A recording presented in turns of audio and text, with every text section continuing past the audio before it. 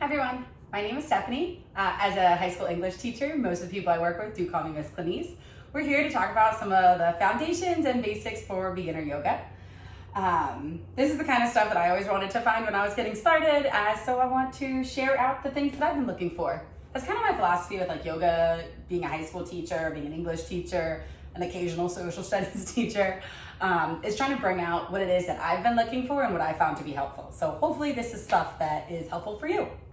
We're going to talk about tabletop, a cat pose, and cow pose, because the three are used in conjunction with one another all the time. It's a great way to start your practice, a great way to warm up, and a lot of times your yoga teachers will suggest that you get into it. This is just an opportunity for you to kind of look at it and spend a little more time in it and have somebody who was very recently new to this as well. So I'm going to start by moving into that tabletop pose. So what I've done here is, the idea is to have that nice flat back, right? Nice flat back. You could put a little cup of tea on it if that's your thing. Have your hands firmly on the ground, okay? So you don't want to be falling to one side or just fingertips. Right now I'm going to ask that you plant both palms and all 5 fingers on each hand there. You want your wrist directly below your elbow, directly below your shoulder.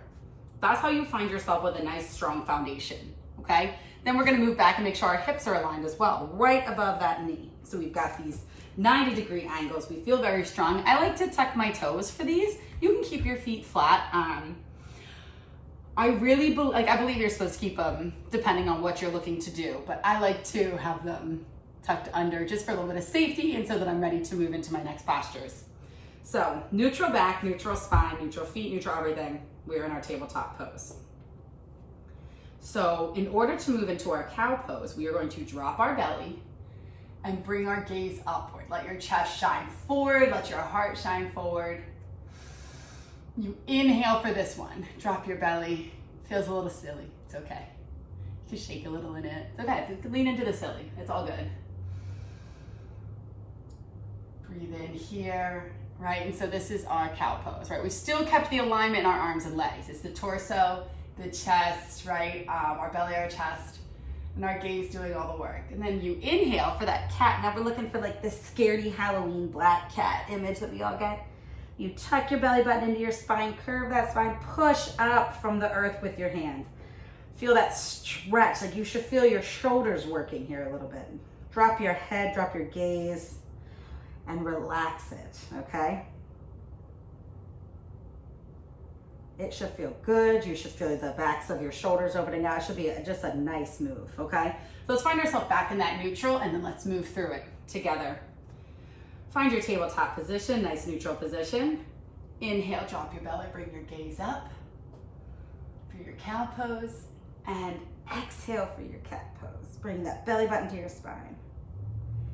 Inhale to cow. And exhale into your cat pose. Let's do one more together.